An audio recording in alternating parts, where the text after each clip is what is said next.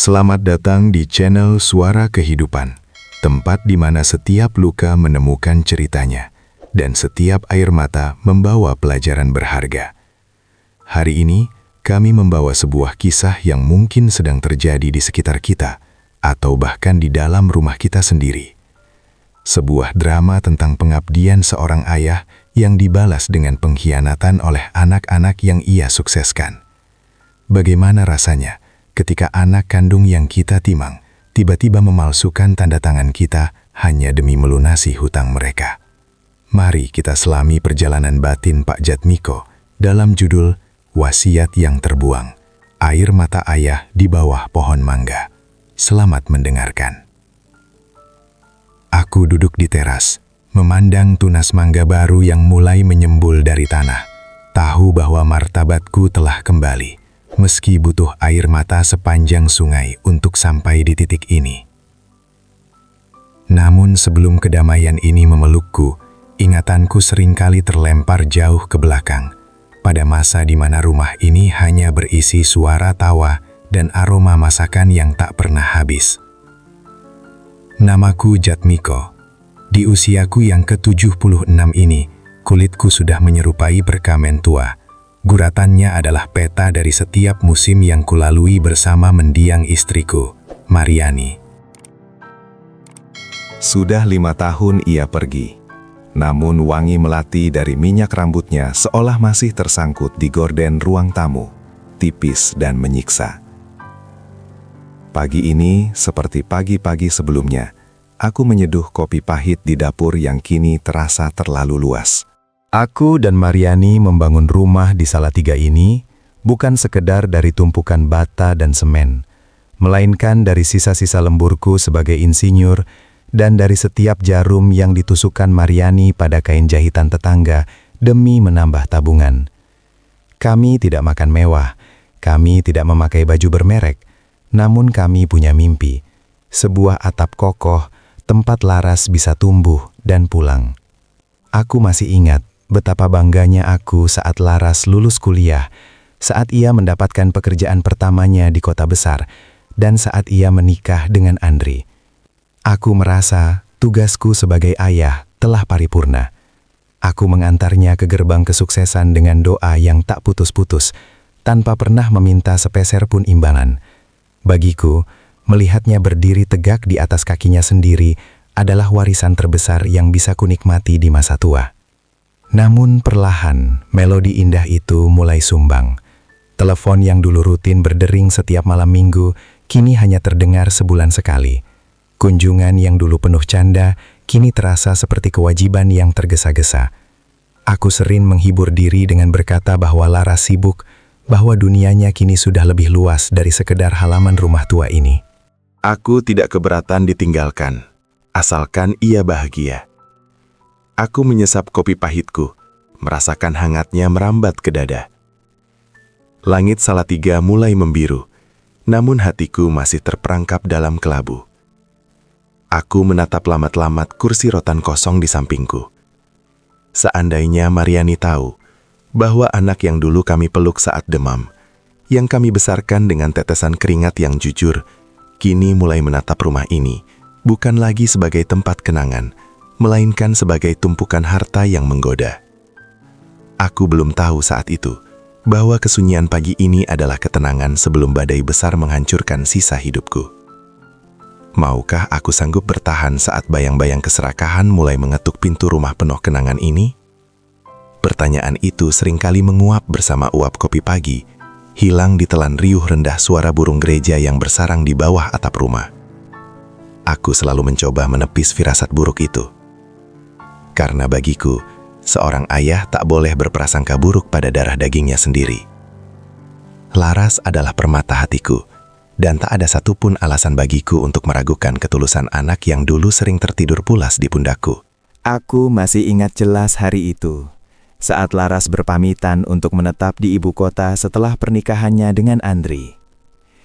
Ia tampak begitu cantik, begitu bercahaya dengan ambisi yang meluap-luap.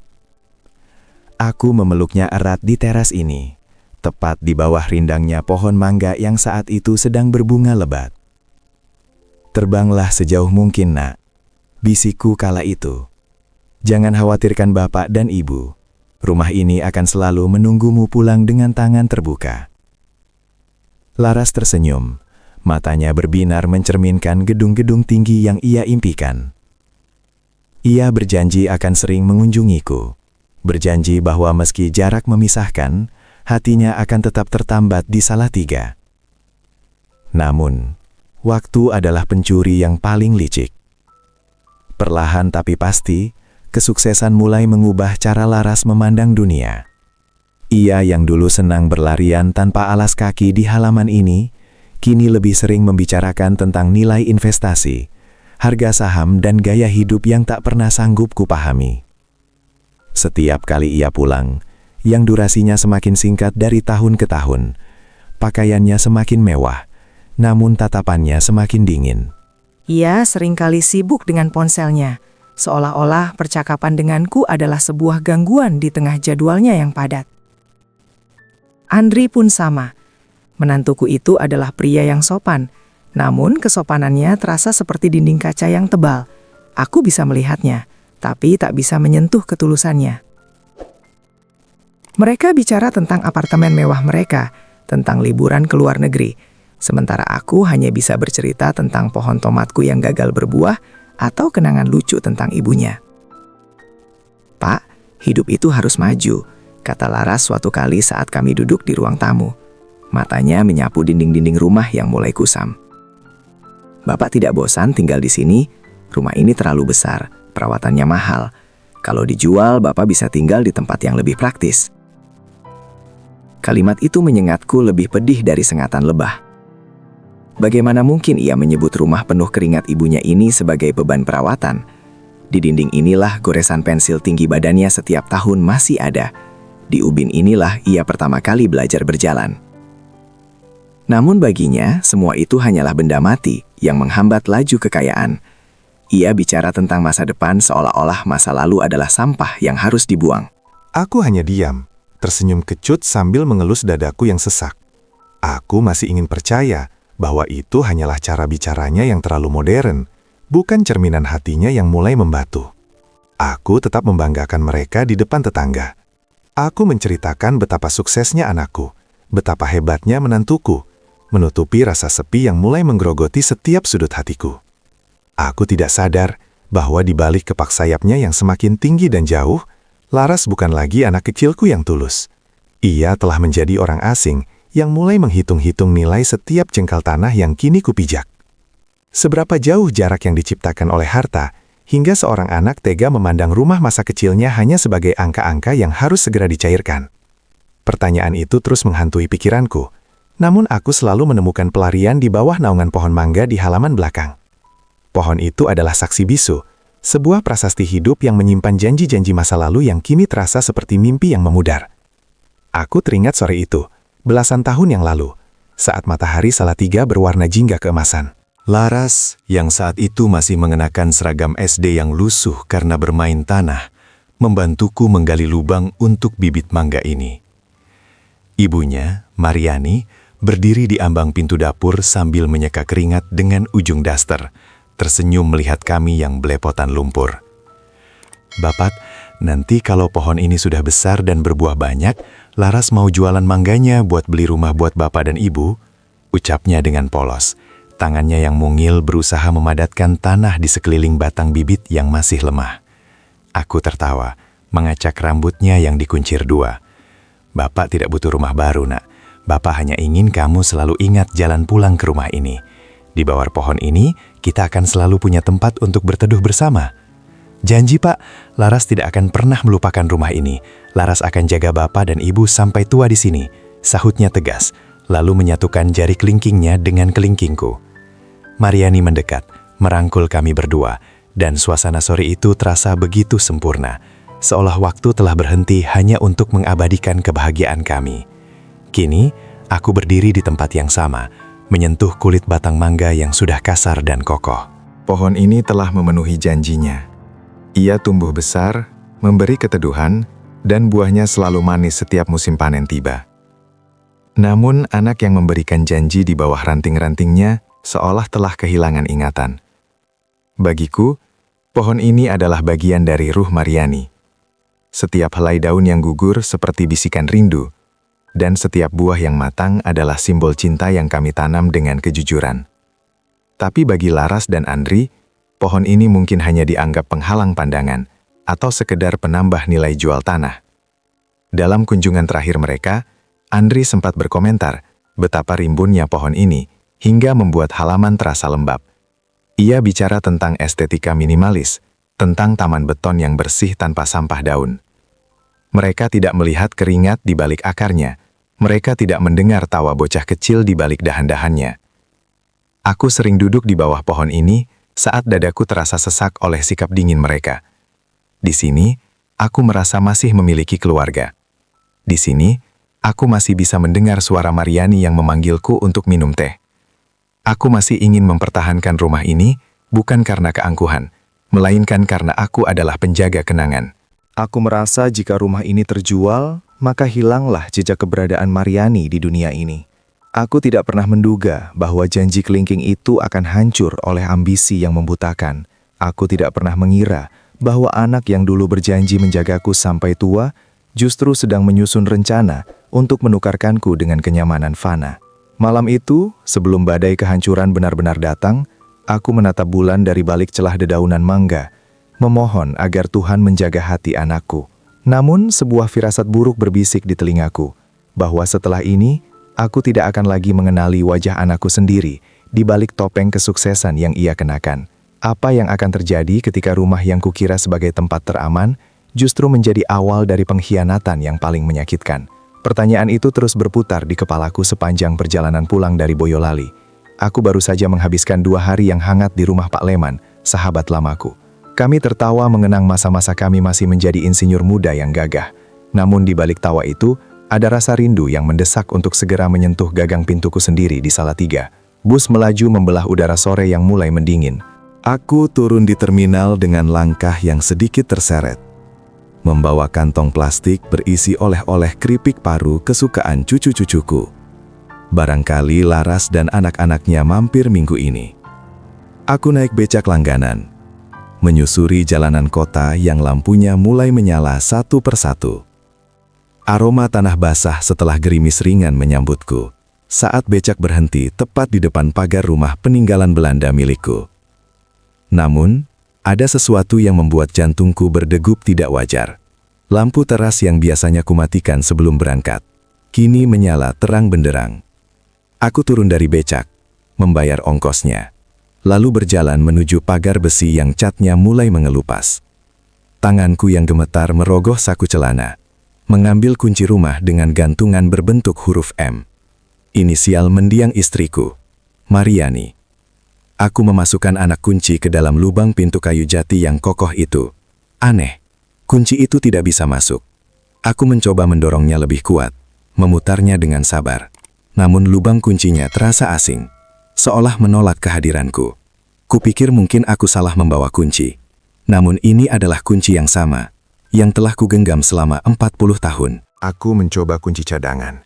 Hasilnya tetap sama. Kunci itu tidak mau berputar.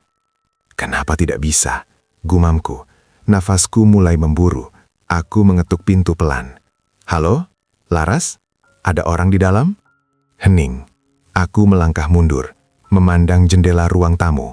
Jantungku seakan berhenti berdetak saat kulihat cahaya lampu dari dalam rumah memantulkan bayangan yang tak kukenal. Aku berjalan ke samping, mengintip melalui celah gorden yang sedikit terbuka. Mataku membelalak. Sofa lama tempatku dan Mariani biasa duduk sudah hilang, diganti dengan kursi modern minimalis berwarna abu-abu dingin. Vas bunga kristal milik ibunya Laras pun tak ada lagi di atas meja. Duniaku terasa berputar.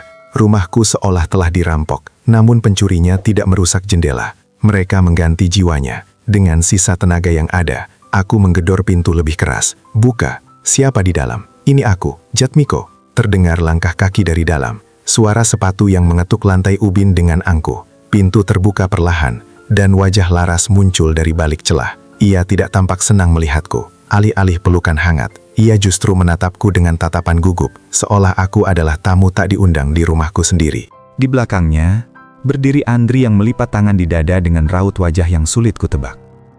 "Bapak, kok sudah pulang?" Suara Laras terdengar kaku, kehilangan nada lembut yang biasa kudengar. "Kenapa kuncinya diganti, Laras? Kenapa rumah ini berubah?" Suaraku meninggi. Ada rasa perih yang menjalar dari dada hingga ke kerongkongan. Aku berdiri di ambang pintu, namun merasa seperti pengemis yang sedang menunggu belas kasihan. Aku belum menyadari bahwa langkah letihku dari Boyolali ini hanyalah awal dari sebuah perjalanan panjang di mana aku akan terusir secara perlahan dari tanah yang kubangun dengan cinta. Akankah aku tetap dibiarkan masuk ke dalam rumah yang kini terasa seperti sebuah benteng asing yang siap menolakku? Pertanyaan itu terjawab saat Laras bergeser sedikit, memberi celah sempit bagiku untuk melangkah melewati ambang pintu. Namun, begitu kakiku menyentuh lantai ruang tamu, aku merasa seperti pencuri yang tertangkap basah. Aroma rumah ini telah berubah. Wangi kayu jati dan sisa melati yang kucintai telah digantikan oleh bau cat kimia yang menyengat dan pengharum ruangan artifisial yang dingin. "Bapak duduk dulu, biar Laras buatkan teh," ucap anakku tanpa menatap mataku. Langkahnya terburu-buru menuju dapur, seolah ia ingin menghindari tatapanku yang penuh tanya. Aku terdiam di tengah ruangan, mematung menatap dinding yang kini berwarna putih bersih. Foto pernikahan besarku dengan Mariani, foto di mana kami berdua tersenyum memegang buku nikah dengan latar belakang kelambu merah, kini tak ada lagi di tempatnya. Dinding itu kosong, menyisakan bekas paku yang malang. Hatiku mencelos. Foto itu adalah nyawa ruangan ini, penjaga kenangan yang membuatku merasa tak pernah benar-benar sendirian. "Andri, di mana foto bapak dan ibu?" Tanyaku dengan suara bergetar, menoleh pada menantuku yang masih berdiri diam di sudut ruangan. Andri berdehem, menyesuaikan kerah kemejanya yang rapi. "Oh, itu sudah kami simpan di gudang belakang, Pak. Terlalu besar dan bingkainya sudah mulai dimakan rayap. Kami ingin rumah ini terlihat lebih segar, lebih modern, supaya Bapak juga tidak merasa sumpek." "Sumpek," bisikku lirih. Baginya itu sumpek, bagiku itu adalah saksi bisu perjuangan. Aku mencoba duduk di sofa baru itu. Permukaannya kasar, kaku, dan tidak mengenal lekuk tubuhku seperti sofa lama yang sudah puluhan tahun menampung lelahku. Di atas meja, aku melihat beberapa berkas map coklat yang langsung ditutup oleh Andri saat aku mendekat. Ada ketegangan yang menggantung di udara, seolah-olah mereka sedang menyembunyikan sebuah rahasia besar di balik senyum canggung yang dipaksakan. Laras datang membawa secangkir teh. Ia meletakkannya di hadapanku, namun tak ada camilan atau kehangatan seperti biasanya. Kami duduk bertiga dalam kesunyian yang mencekik. Aku merasa menjadi tamu di rumah yang kubangun dengan tetesan keringatku sendiri. Setiap barang yang kupandang telah berpindah atau hilang. Lemari kecil tempatku menyimpan radio tua dan buku-buku doa Mariani pun sudah tak tampak. "Bapak, sebenarnya kami mau bicara." Laras membuka suara. Jemarinya gelisah memainkan ujung bajunya. "Kami khawatir melihat Bapak tinggal sendiri di sini. Rumah ini terlalu luas, banyak tangga. Bagaimana kalau Bapak jatuh? Kami di Jakarta tidak tenang setiap hari memikirkan Bapak." Aku menyesap tehku yang terasa hambar. Aku tahu kemana arah pembicaraan ini. Ini bukan tentang kekhawatiran akan keselamatanku, melainkan tentang ambisi yang mulai mencuat dari balik kata-kata manis mereka. Aku menatap Laras, mencari sisa-sisa binar mata bocah kecil yang dulu selalu minta digendong saat pulang kerja. Namun yang kutemukan hanyalah tatapan seorang agen properti yang sedang menilai harga sebuah komoditas. Aku merasa kecil, merasa tak berarti, seolah-olah keberadaanku di rumah ini hanyalah sebuah penghalang bagi rencana besar yang telah mereka susun dengan rapi selama aku tak ada. Apakah kekhawatiran mereka benar-benar tulus? Ataukah ini hanyalah pembukaan dari sebuah jebakan yang akan membuatku kehilangan segalanya? Keraguan itu semakin menebal saat Andri merogoh map coklat yang tadi sempat ia sembunyikan. Dengan gerakan yang sangat halus, hampir terlalu halus, ia meletakkan selembar brosur mengkilap di atas meja kaca yang dingin. Di sampulnya, tampak foto sebuah bangunan megah dengan taman bunga yang tertata simetris, dan wajah-wajah lansia yang tersenyum cerah di bawah sinar matahari buatan. Gria Permata Lansia, aku mengeja judul di brosur itu dengan suara yang nyaris hilang. Panti Jompo? Bukan panti jompo biasa, Pak. Ini apartemen khusus lansia di Klaten, Pak. Sela Laras dengan nada bicara yang sangat antusias, seolah sedang mempromosikan hadiah liburan. Fasilitasnya lengkap, ada dokter jaga 24 jam, ada catering makanan sehat, bahkan ada komunitas untuk mengaji dan senam pagi. Bapak tidak akan kesepian lagi seperti di rumah ini. Aku menatap foto taman di brosur itu. Begitu rapi, begitu bersih. Namun bagiku tampak seperti penjara yang dicat dengan warna-warna pastel. Aku teringat kebun belakangku yang berantakan namun hidup. Tempat aku bisa mencangkul tanah sesukaku. Tempat aku bisa berbicara pada pohon mangga tanpa merasa diawasi oleh suster berseragam. Di panti itu, aku mungkin akan mendapatkan makanan bergizi. Tapi aku akan kehilangan jiwaku. Bapak masih sehat, Laras. Bapak masih bisa menyeduh kopi sendiri, masih bisa menyapu halaman. Jawabku sambil mendorong pelan brosur itu kembali ke arah mereka. Bapak tidak butuh dirawat oleh orang asing. Bapak hanya butuh rumah ini. Laras menghela napas panjang. Tatapannya berubah dari antusias menjadi tidak sabar. Tapi Pak, pikirkan biaya perawatannya. Listrik, air, pajak bumi dan bangunan rumah sebesar ini semakin mahal setiap tahun. Kalau Bapak pindah ke sana, Bapak bisa hidup tenang tanpa beban. Semua sudah diurus. Beban? Dadaku terasa tertusuk. Apakah rumah yang membesarkanmu ini sekarang kau sebut sebagai beban? Laras terdiam, wajahnya sedikit memerah. Andri segera mengambil alih pembicaraan dengan suara beratnya yang diplomatis. Maksud Laras bukan begitu, Pak.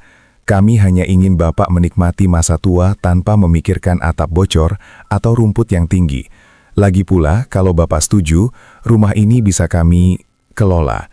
Daripada kosong dan rusak dimakan usia, lebih baik dimanfaatkan untuk hal lain yang lebih produktif. Aku memejamkan mata sejenak.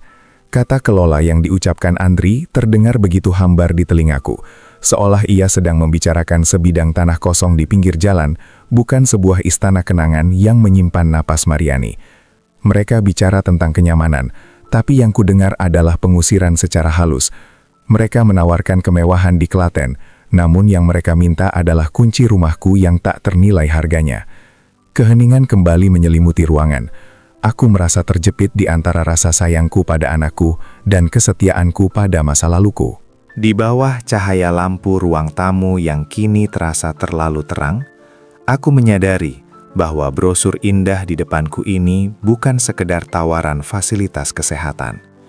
Ini adalah surat pernyataan bahwa kehadiranku di rumah ini sudah tidak lagi diinginkan. Aku menatap mata Laras, mencari sisa cinta di sana. Namun yang kulihat hanyalah pantulan ambisi yang menuntut kepatuhan dariku sebagai seorang ayah. Akankah aku menyerah pada kenyamanan semu yang mereka tawarkan? Ataukah aku akan bertahan di rumah yang mulai terasa seperti medan perang ini?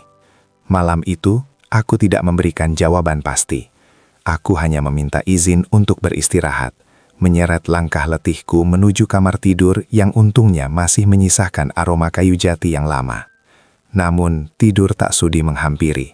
Pikiranku berkelana pada map coklat yang dibawa Andri dan sorot mata Laras yang begitu mendesak. Tepat pukul 2 dini hari, ketika suasana rumah sudah sunyi dan hanya terdengar dengkur halus Andri dari kamar tamu, aku bangkit dengan kaki telanjang. Ada sesuatu yang mengganjal di hatiku, sebuah bisikan yang memaksaku untuk memeriksa benteng terakhirku. Aku melangkah perlahan menuju ruang kerja lamaku di sudut belakang rumah, tempat sebuah lemari jati tua berdiri kokoh. Lemari itu adalah tempat persembunyian rahasia, tempat aku dan Mariani menyimpan surat-surat berharga, sertifikat rumah, dan kenangan-kenangan kecil yang tak ternilai harganya. Dengan tangan gemetar, aku membuka pintu lemari yang sedikit berderit. Mataku terbelalak.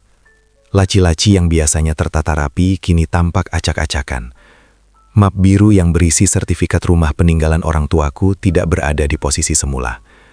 Aku merogoh lebih dalam, mencari sebuah amplop putih berisi buku tabungan dan deposito peninggalan Mariani yang rencananya akan kuberikan pada cucu-cucuku nanti.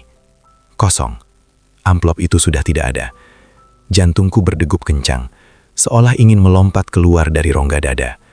Aku mencari map merah berisi bukti pajak, namun yang kutemukan justru sebuah kertas fotokopi yang terjatuh di sela-sela kayu. Aku mengambilnya, membawanya ke bawah cahaya lampu remang dari koridor. Itu adalah surat kuasa pengelolaan aset. Di bagian bawahnya tertera namaku, dan di sampingnya ada goresan tanda tangan yang sangat mirip dengan milikku. Namun aku tahu pasti, aku tak pernah menggoreskan pena di atas kertas itu. Siapa yang melakukan ini? Bisikku. Air mata mulai menggenang di sudut mata.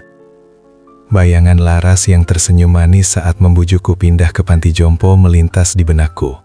Kini terasa seperti sembilu yang menyayat hati. Aku teringat bagaimana Andri begitu protektif terhadap map coklatnya tadi sore.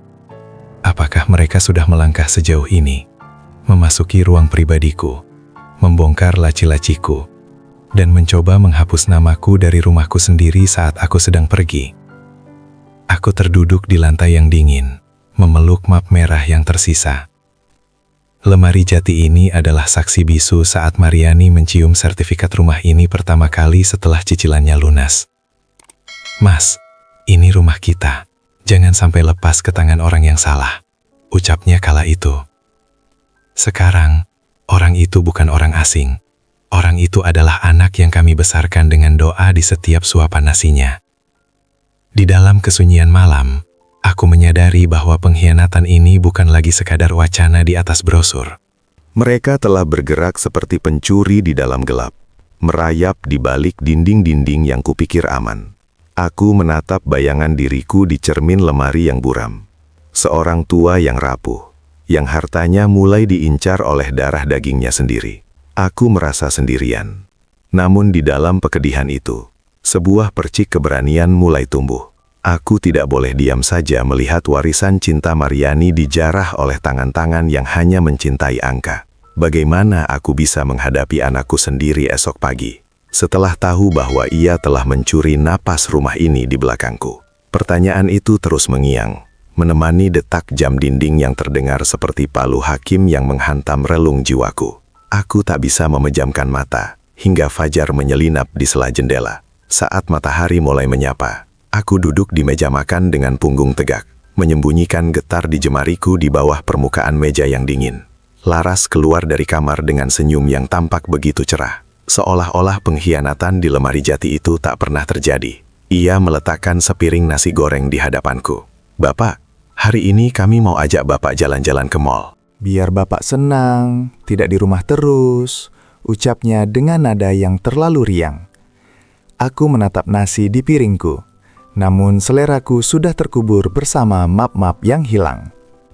"Laras, Bapak mau tanya soal tabungan deposito ibumu. Kemarin Bapak cek di lemari, amplopnya sudah tidak ada," kataku dengan suara setenang mungkin, meski di dalamnya ada badai yang sedang bergejolak. Gerakan tangan Laras terhenti.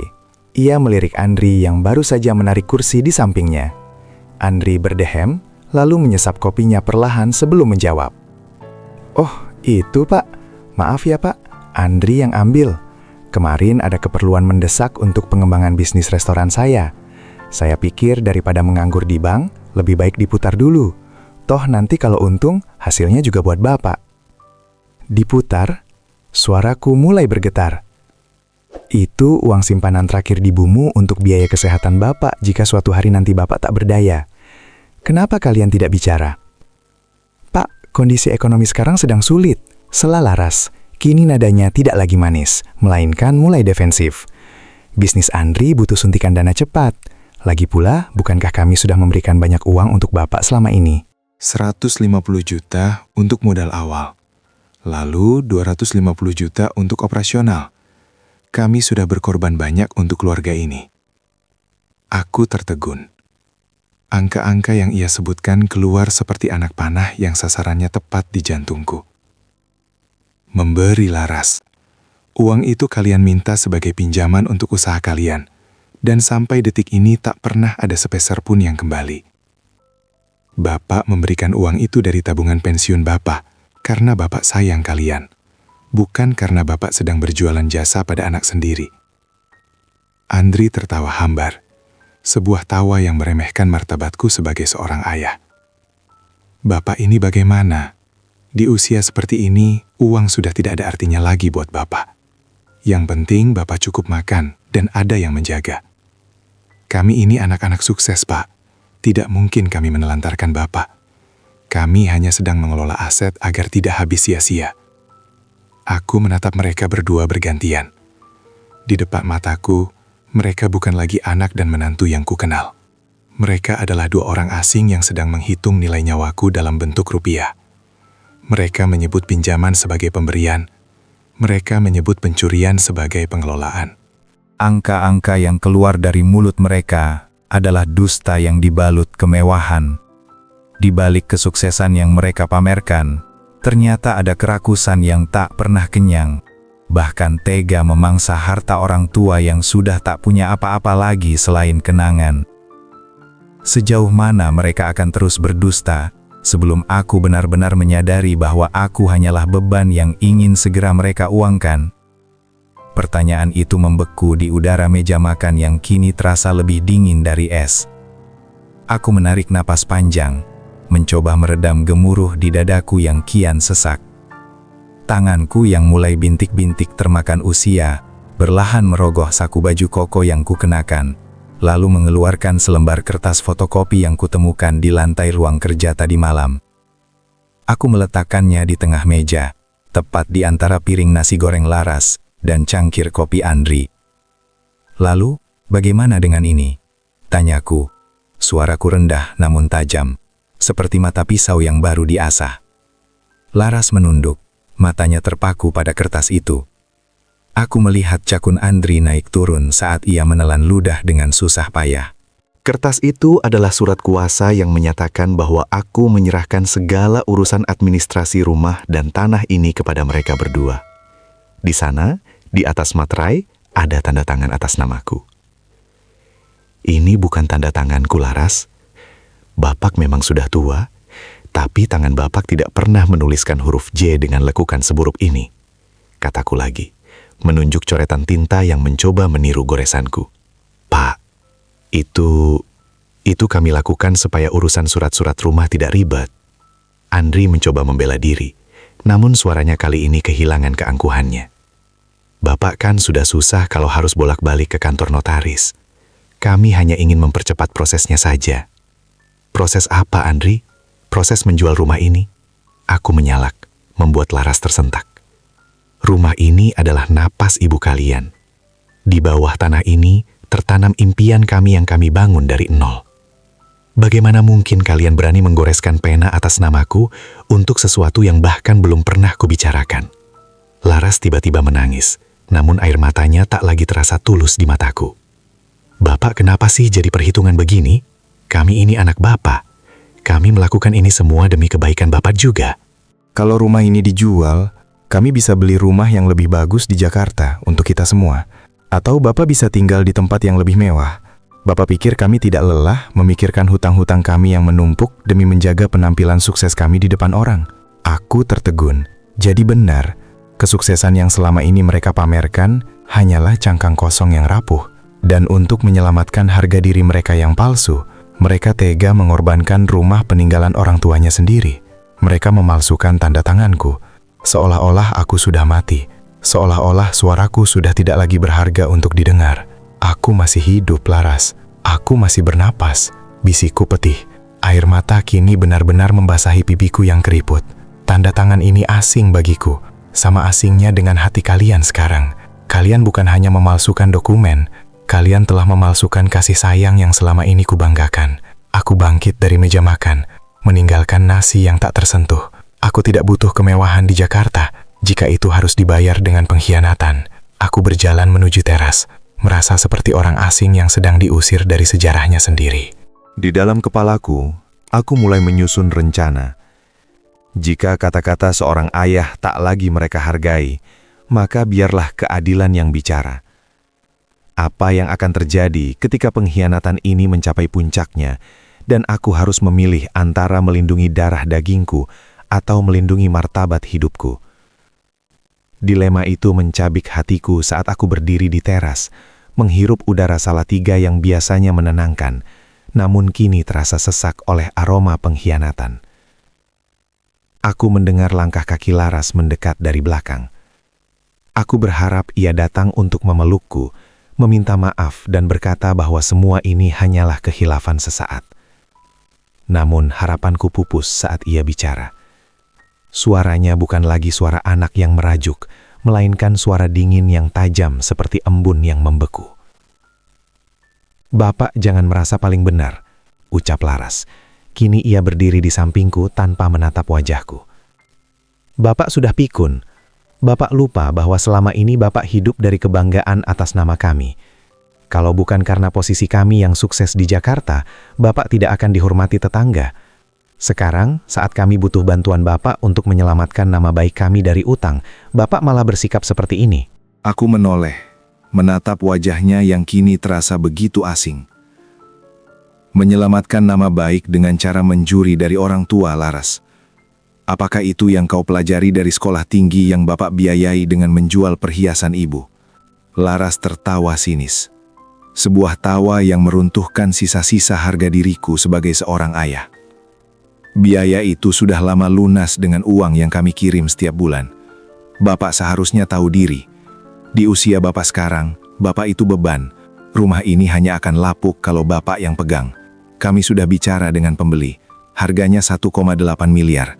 Dengan uang itu, semua masalah kami selesai.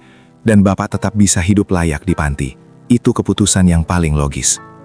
Setiap kata yang keluar dari mulutnya terasa seperti pukulan godam. Beban, tahu diri, logis. Kata-kata itu ia lontarkan tanpa rasa bersalah. Seolah-olah aku hanyalah sebuah inventaris lama yang sudah tidak punya nilai guna. Ia bahkan sudah menentukan harga untuk rumah kenangan ini.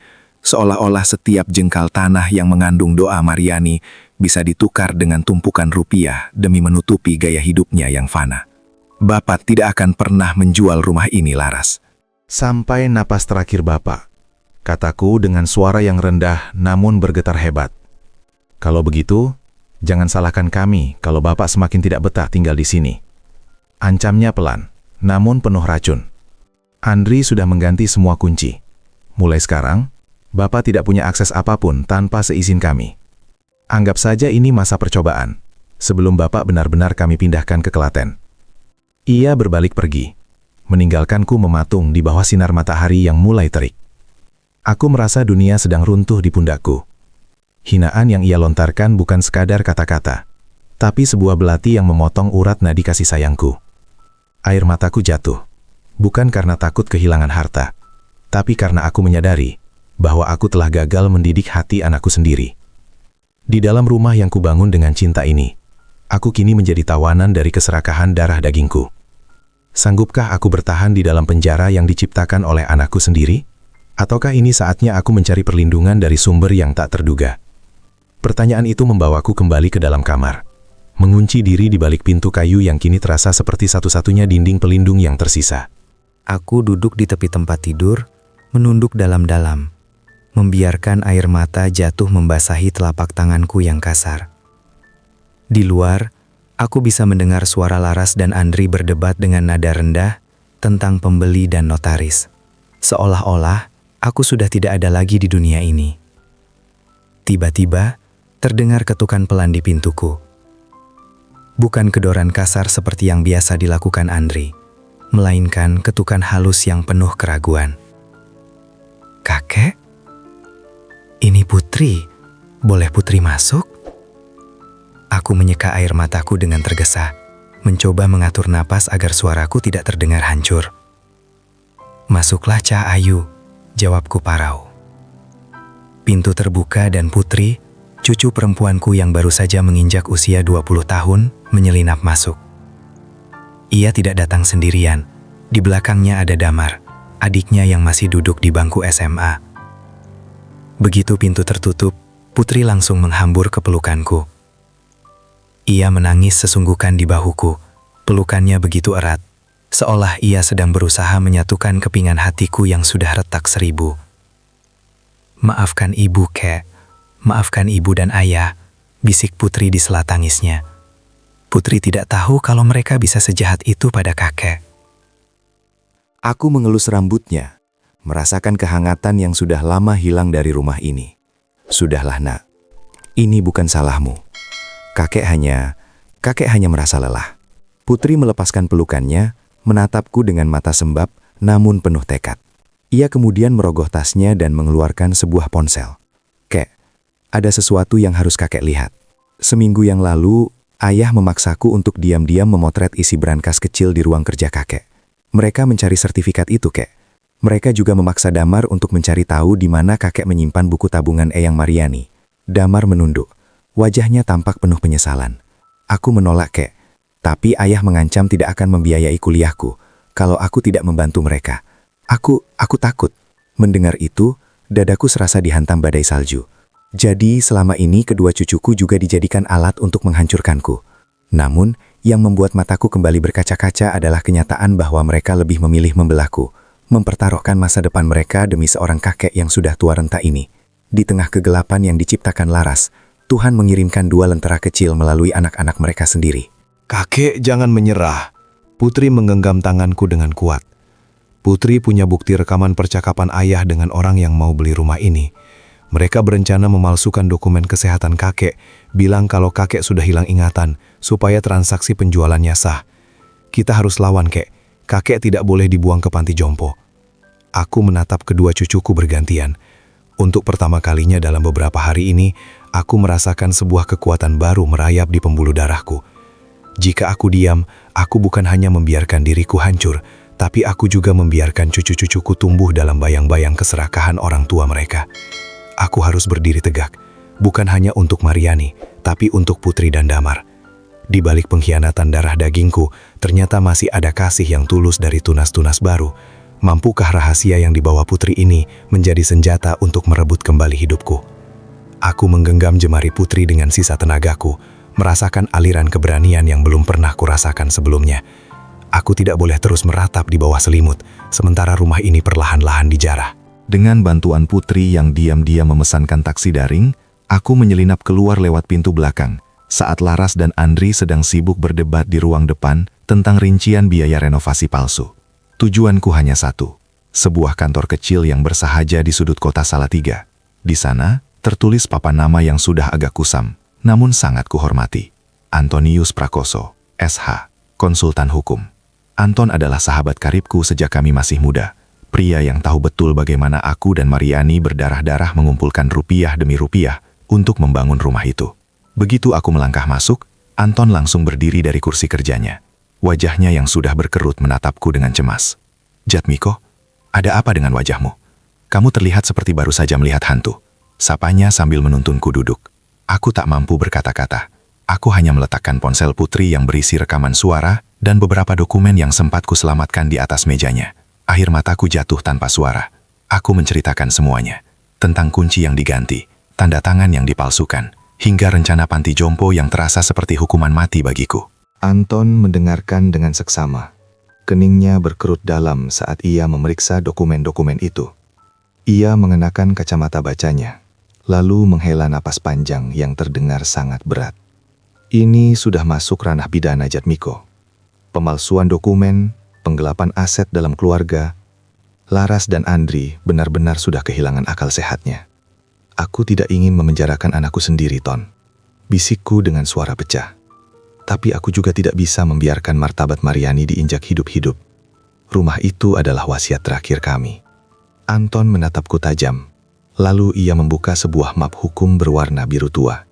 Kalau kamu terus diam karena rasa sayang yang salah, mereka akan benar-benar membuatmu menjadi orang asing di tanahmu sendiri. Kita harus bertindak cepat sebelum notaris mereka meresmikan penjualan itu. Aku akan menyiapkan surat somasi hari ini juga, dan kita akan melakukan gugatan pembatalan kuasa. Ia mulai mengetik dengan cekatan, suara tuts mesin tik tua yang ia pertahankan karena alasan sentimental. Terdengar seperti derap langkah pasukan yang siap berperang untukku. Melihat Anton bekerja, aku merasa beban di pundakku sedikit terangkat. Untuk pertama kalinya, aku tidak merasa sebagai orang tua yang pikun dan tak berdaya. Aku adalah pemilik sah dari sejarahku sendiri. Namun, di dalam hati kecilku, aku tetap bergetar. memulai langkah hukum berarti menyatakan perang terbuka terhadap anak kandungku. Aku tahu, setelah map hukum ini terbuka, tidak akan ada lagi jalan pulang untuk hubungan kami seperti sedia kala. Aku harus bersiap menghadapi badai yang lebih besar, di mana Laras mungkin akan mengeluarkan taringnya yang paling tajam. Bagaimana reaksi Laras saat ia menyadari bahwa ayahnya yang dianggap lemah kini telah menggandeng keadilan untuk melawannya? Aku pulang dengan map biru tersembunyi di balik baju koko, membawa bara keberanian yang kutitipkan pada hukum. Namun aku tak pernah menyangka bahwa serangan balik dari Laras tidak datang dalam bentuk kata-kata atau berkas pengadilan, melainkan dalam bentuk kehancuran yang paling personal bagi jiwaku. Pagi itu, aku terbangun bukan oleh suara azan subuh yang syahdu, melainkan oleh suara raungan mesin yang memekakan telinga dari arah halaman belakang. Suara itu tajam, mengiris kesunyian, dan entah mengapa membuat dadaku berdenyut nyeri. Dengan langkah yang dipaksakan cepat, aku berlari menuju jendela. Di sana, di bawah langit Salatiga yang masih remang, aku melihat pemandangan yang membuat seluruh duniaku seolah berhenti berputar. Dua orang pria asing suruhan Laras sedang berdiri di bawah pohon mangga peninggalan Mariani. Salah satu dari mereka memegang gergaji mesin yang terus meraung. Sementara Laras berdiri di samping mereka dengan tangan bersedekap, menatap batang pohon itu tanpa ekspresi sedikit pun. "Berhenti! Berhenti!" teriakku sambil berlari keluar, bahkan tanpa sempat memakai alas kaki. Dinginnya embun di rumput tak terasa, kalah oleh panas yang membakar mataku. Pria itu mematikan mesin sejenak. Aku berdiri di depan pohon itu, memeluk batangnya yang kasar, tempat di mana puluhan tahun lalu aku dan Mariani mengukir harapan. "Laras, apa yang kau lakukan? Ini pohon ibumu. Kau tidak boleh menyentuhnya." Laras menatapku dengan sorot mata yang sudah benar-benar membatu. "Pohon ini sudah terlalu tua, Pak. Akarnya merusak fondasi tembok samping. Pembeli rumah ini tidak mau ada pohon besar yang mengotori halaman. Kalau mau rumah ini laku 1,8 miliar, segala sesuatu yang merusak pemandangan harus disingkirkan." Termasuk kenangan-kenangan tak berguna ini. Tak berguna? Suaraku tercekat di kerongkongan. Di bawah pohon ini kau belajar membaca, Laras. Di bawah dahan ini ibu menantimu pulang sekolah setiap hari. Ini bukan sekadar kayu. Ini adalah nyawa kami. Cukup, Pak. Jangan puitis soal hal yang menghambat masa depan kami. Laras memberi isyarat pada pria di belakangnya. "Lanjutkan." Mesin itu kembali meraung. Aku ditarik paksa oleh Andri dari belakang. Aku hanya bisa meronta, menangis histeris saat mata gergaji itu mulai memakan kulit batang mangga. Suara krek yang panjang terdengar seperti jeritan Mariani dari alam kubur. Serpihan kayu beterbangan seperti debu yang menutupi sejarah hidupku. Pohon itu tumbang perlahan, menghantam tanah dengan dentuman yang menggetarkan bumi, menyisakan lubang besar di hatiku yang kini tak mungkin lagi bisa tertutup. Aku jatuh terduduk di atas rumput, meraba dahan mangga yang kini tergelitak tak berdaya. Getah pohon itu menempel di tanganku, terasa seperti darah hangat yang mengalir dari luka yang sangat dalam. Laras berlalu begitu saja tanpa menoleh, seolah ia baru saja membuang sampah, bukan menghancurkan simbol cinta orang tuanya. Di tengah isak tangisku, aku mengepalkan tangan yang gemetar. Luka di batang mangga ini adalah batas terakhir kesabaranku. Jika Laras bisa dengan tega menebang kenangan ibunya sendiri, maka ia sudah benar-benar kehilangan hak untuk disebut sebagai seorang anak. Aku menatap sisa tunggul pohon yang kini sepi, bersumpah di dalam batin bahwa ini adalah air mata terakhirku untuk keserakahannya. Sekarang, biarlah hukum yang menjadi gergaji bagi keangkuhannya. Mampukah aku bangkit dari puing-puing kenangan yang telah tumbang ini untuk memberikan pelajaran terakhir bagi anakku yang sudah kehilangan hati nurani? Malam itu, setelah batang mangga yang rebah itu disingkirkan layaknya rongsokan, aku menyeret tubuhku ke dalam kamar kecil yang kini terasa sedingin liang lahat. Aku tidak menyalakan lampu. Aku membiarkan diriku tenggelam dalam kegelapan, karena cahaya hanya akan mengingatkanku pada halaman belakang yang kini gundul dan luka yang menganga di hatiku. Aku mengambil air wudhu, merasakan dinginnya air Salatiga membasuh wajahku yang sembab. Setiap tetesnya seolah mencoba mencuci rasa perih dan amarah yang membakar. Di atas sajadah yang sudah menipis kainnya, aku bersimpuh. Inilah benteng terakhirku, sebuah dialog sunyi antara seorang hamba yang renta dengan Sang Pencipta yang Maha Adil. Ya Allah, bisikku, kepalaku tertunduk hingga menyentuh kain sujud. Jika ini adalah ujian atas sisa nafasku, kuatkanlah. Namun jika ini adalah caramu membasuh dosaku karena terlalu memuja dunia melalui anakku, maka ampunilah. Air mataku jatuh tanpa tertahan, membasahi motif sajadah. Aku teringat setiap sujud Mariani di tempat yang sama. Doa-doa tulus yang ia langitkan agar Laras menjadi anak yang solehah dan berbakti. Apakah doa itu tidak sampai? Ataukah harta telah menjadi dinding yang begitu tebal hingga doa seorang ibu tak lagi mampu menembus hatinya?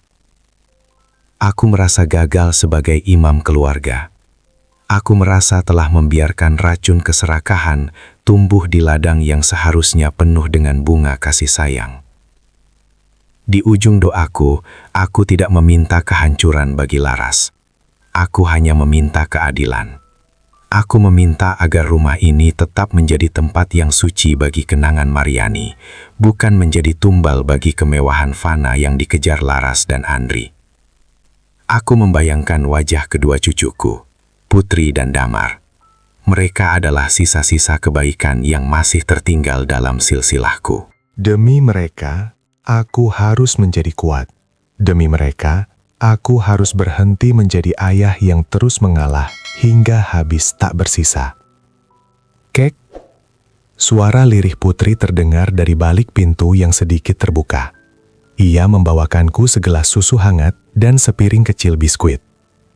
Ia duduk di sampingku yang masih mengenakan sarung dan peci. Kakek sudah bicara dengan Pak Anton? Besok adalah batas waktu yang diberikan pembeli itu untuk pengosongan rumah secara sepihak. Aku mengangguk pelan, menyeka sisa air mata di sudut mata. Sudah nak, besok semua akan berakhir. Besok kakek tidak akan lagi menangis di hadapan ibu dan ayahmu.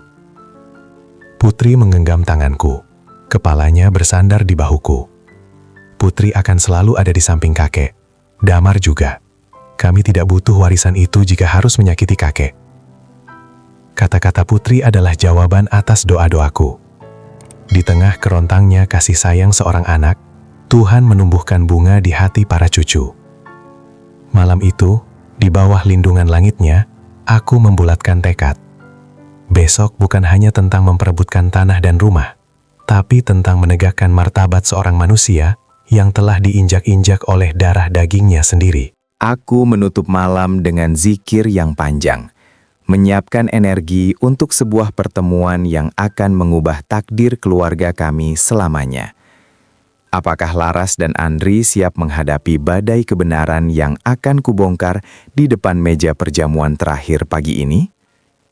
Aku sengaja meminta Putri untuk menyiapkan meja makan dengan taplak putih terbaik milik mendiang Mariani. Di tengah meja, aku meletakkan sebuah vas berisi bunga melati segar, aroma yang selalu menjadi pengingat akan kejujuran dan ketulusan. Ini bukan sekadar makan pagi biasa, ini adalah panggung di mana topeng-topeng indah akan dipaksa tanggal dari wajah-wajah yang selama ini kucintai.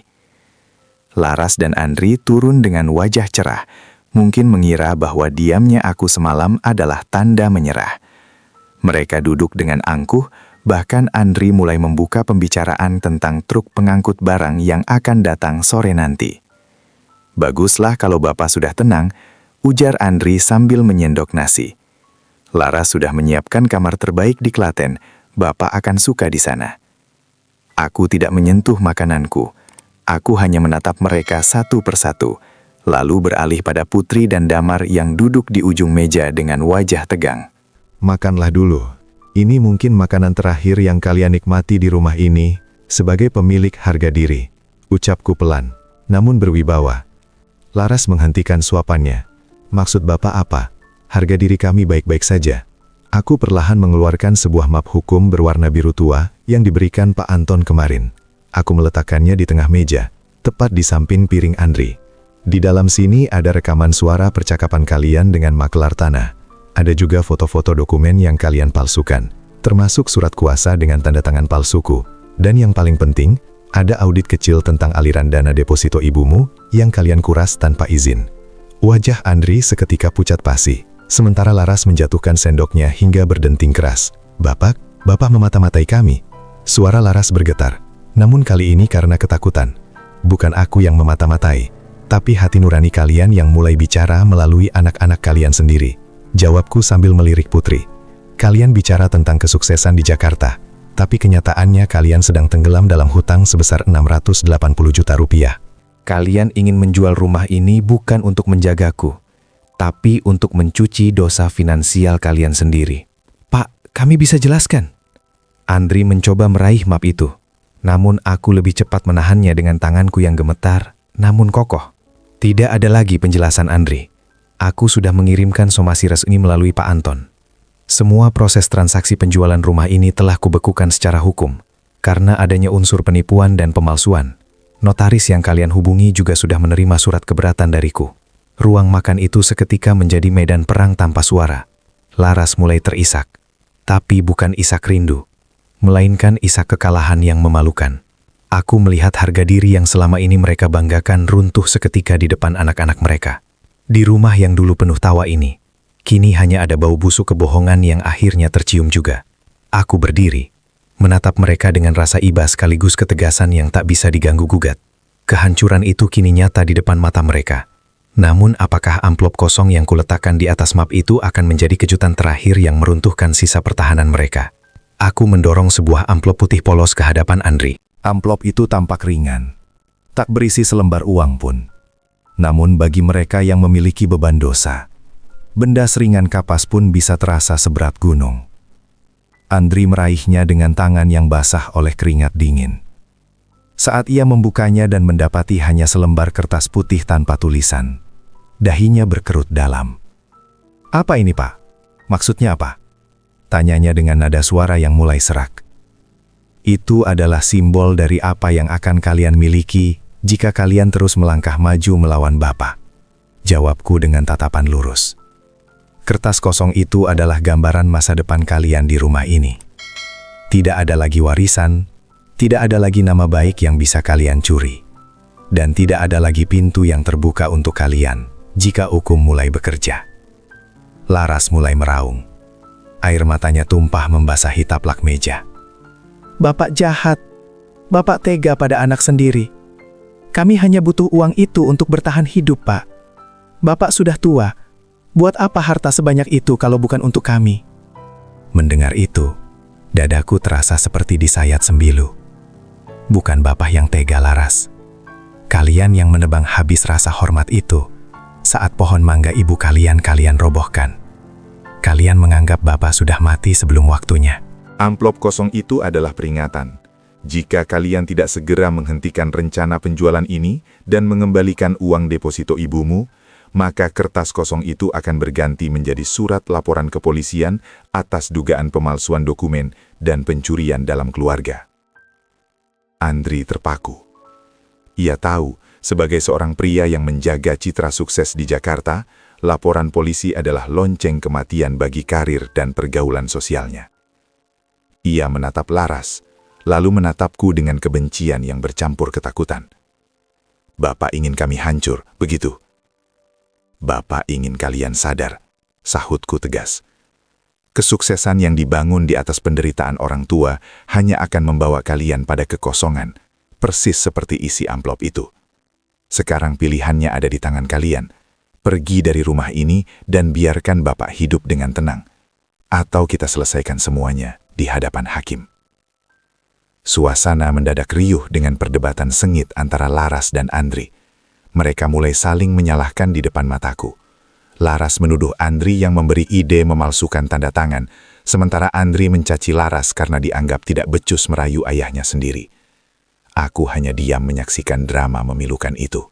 Inilah puncak dari didikan hartamu, Laras. Di saat terdesak, kalian bahkan tidak bisa saling melindungi. Putri dan Damar hanya bisa tertunduk lesu, malu melihat orang tua mereka bersikap serendah itu demi harta. Aku memejamkan mata sejenak, membayangkan Mariani hadir di sini. Ia pasti akan menangis melihat perjamuan malam ini berubah menjadi ajang pembongkaran aib. Namun, aku tahu, kebenaran harus diungkapkan meski pahit, agar tunas-tunas baru seperti Putri tidak ikut layu dalam kebohongan. Ketakutan itu sempat melintas ketika kulihat mata Andri yang merah karena amarah. Namun aku segera teringat bahwa aku berdiri di atas kebenaran. Aku tidak lagi bergerak dengan rasa takut, melainkan dengan ketetapan hati seorang lelaki yang ingin menjaga kehormatan terakhir keluarganya. Aku kembali membuka map biru itu, mengambil selembar kertas bermaterai yang baru saja dilegalisir oleh notaris pilihan Pak Anton. Suasana yang tadinya bising oleh cacian antara Laras dan Andri mendadak senyap saat aku mengangkat kertas itu tinggi-tinggi. Cahaya lampu ruang makan memantul di atas materainya, tampak begitu dingin sekaligus berkuasa. Laras, Andri, dengarkan baik-baik. Suaraku tidak lagi bergetar. Hari ini, di depan saksi hidup, cucu-cucuku yang kucintai, aku menyatakan bahwa wasiat lama yang pernah kutulis bersama ibu kalian telah kuhapus. Aku telah mencoret nama kalian dari daftar ahli waris rumah dan seluruh aset yang kupunya. Laras terbelalak.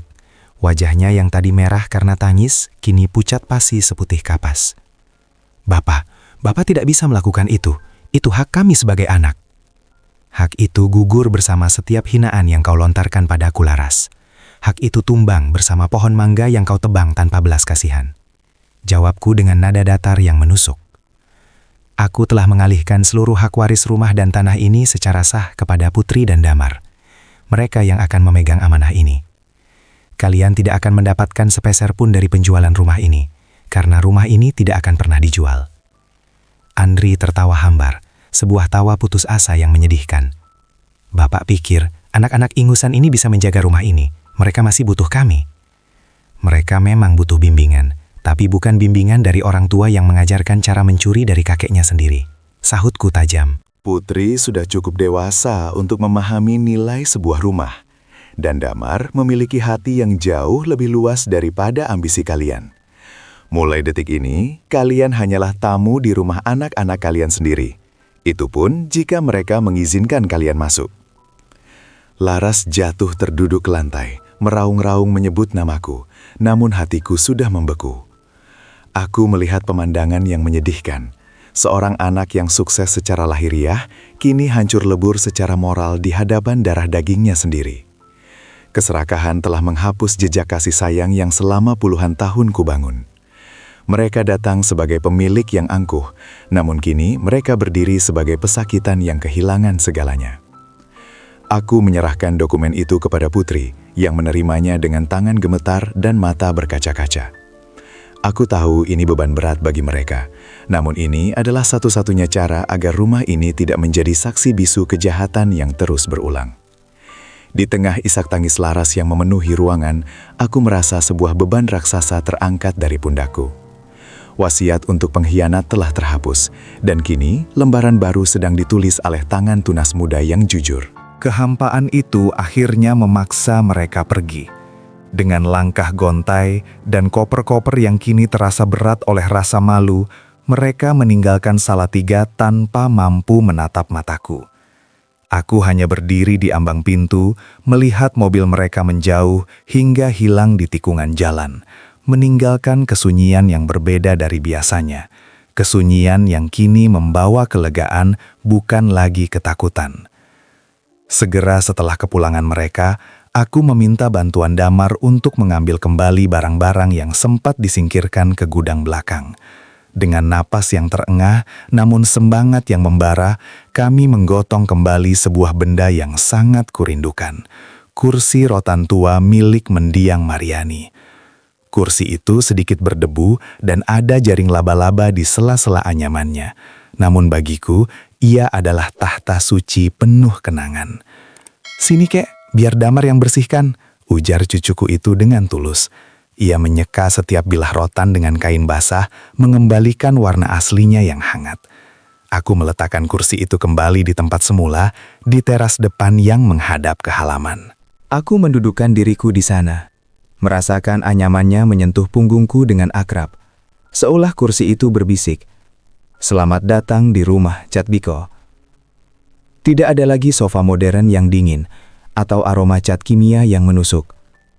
Aku meminta Putri untuk membawakan foto pernikahanku dengan Mariani yang tadinya hendak dibuang. Dengan tangan gemetar, aku memaku kembali bingkai kayu itu ke dinding ruang tamu.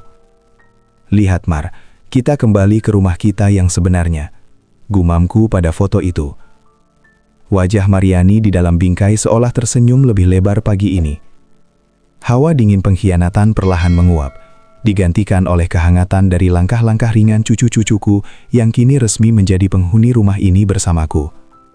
Aku tidak lagi merasa seperti tawanan. Setiap sudut rumah kini kembali bercerita tentang masa lalu yang jujur. Meskipun ada bagian yang hilang, seperti pohon mangga yang kini hanya menyisakan tunggul mati, aku tahu bahwa kehidupan tidak berhenti di sana. Malam itu, untuk pertama kalinya setelah berminggu-minggu, aku bisa tidur dengan nyenyak, tanpa perlu mengunci pintu kamar rapat-rapat. Aku tidak lagi dikejar oleh mimpi buruk tentang panti jompo atau tanda tangan palsu. Hukum telah memberikan perlindungan, namun kasih sayang cucu-cucuku telah memberikan kesembuhan.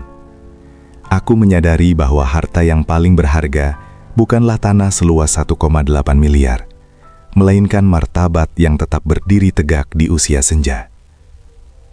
Namun, di tengah kedamaian itu, ada satu janji yang belum kupenuhi. Aku menatap tunggul pohon mangga yang menghitam di bawah cahaya bulan. Luka itu masih ada, dan aku tahu, aku harus menanam sesuatu yang baru di sana, agar rumah ini benar-benar pulih dari traumanya. Pagi itu, saat kabut Salatiga masih menyelimuti kaki Gunung Merbabu, aku mengajak Putri dan Damar ke pasar bibit. Aku tidak ingin lagi melihat lubang yang menganga di tanah bekas pohon mangga itu sebagai simbol kekalahan. Aku ingin tanah itu kembali memeluk kehidupan, sebagai tanda bahwa pengkhianatan mungkin bisa menebang dahan, tapi tak pernah bisa mencabut akar cinta yang sebenarnya. Kami membeli bibit mangga harum manis yang baru. Batangnya masih kecil dan ringkih, persis seperti bibit yang kutanam bersama Laras puluhan tahun silam. Namun kali ini ada rasa yang berbeda.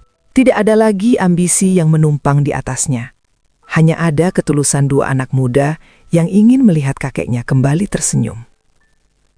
"Kek, biar Damar yang gali lubangnya agak dalam ya, supaya akarnya kuat dan tidak mengganggu tembok seperti alasan ibu kemarin," ucap Damar sambil mengayunkan cangkul dengan penuh semangat.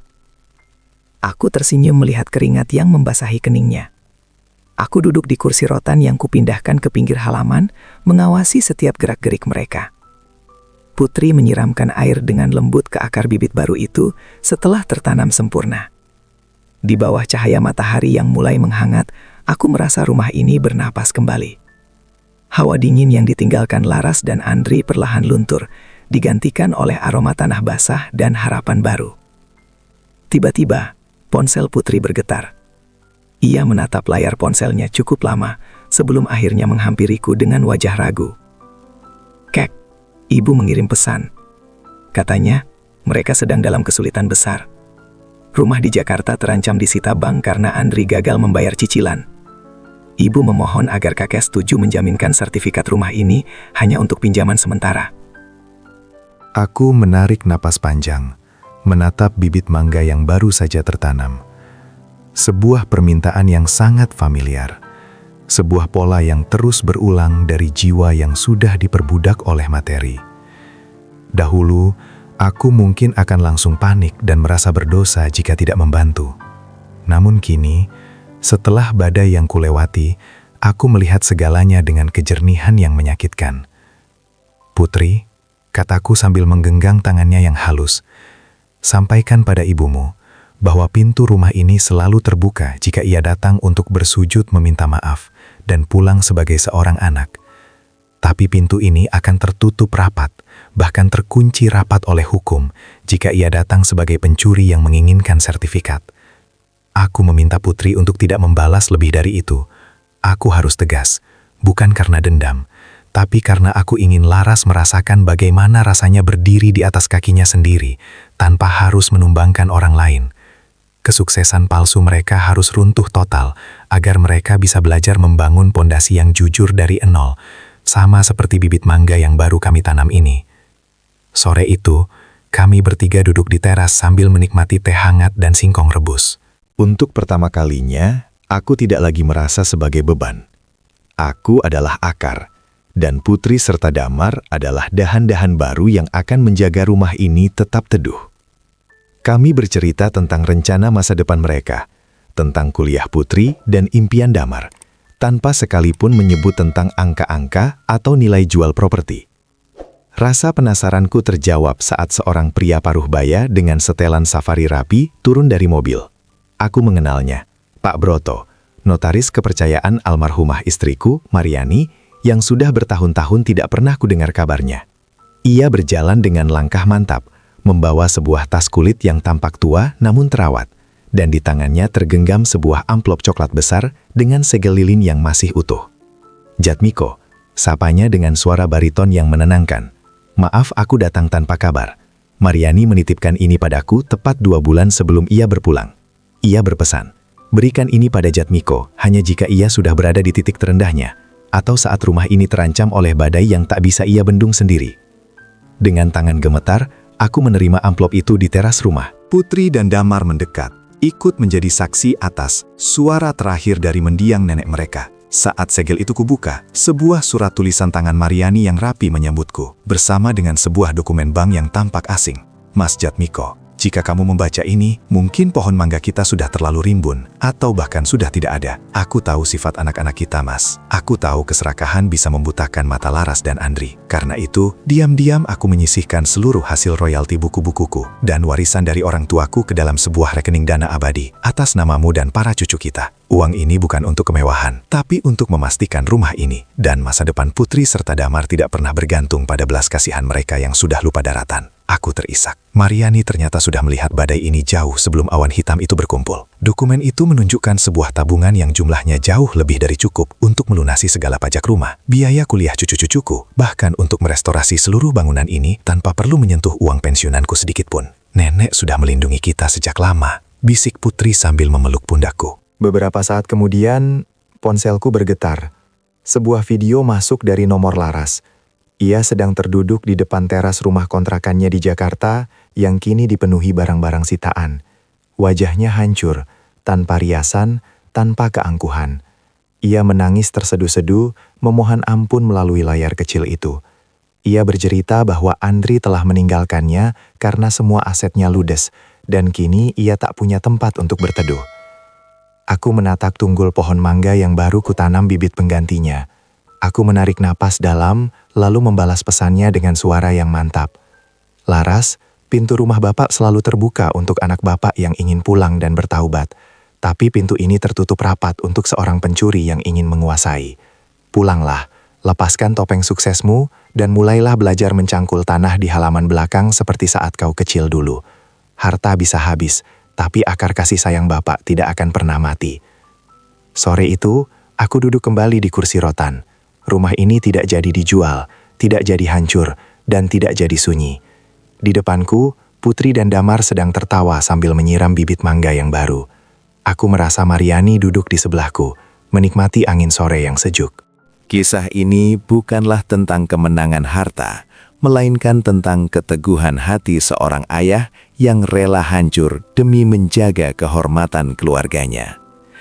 Di tanah Salatiga ini, aku telah belajar bahwa anak yang sukses adalah anak yang tahu jalan pulang, bukan anak yang hanya tahu cara menjual kenangan. Aku memejamkan mata dengan damai, mendengarkan suara kehidupan yang kembali berdenyut di rumah tercinta ini.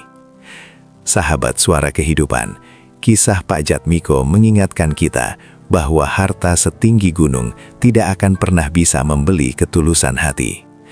Kesuksesan seorang anak tidak diukur dari seberapa mewah rumah yang ia miliki, melainkan dari seberapa sering ia menoleh ke belakang untuk mencium tangan orang tua yang telah mengantarkannya ke puncak. Jangan sampai kita baru menyadari berharganya kasih sayang orang tua saat kursi rotan mereka sudah kosong dan hanya menyisakan penyesalan yang tak berujung.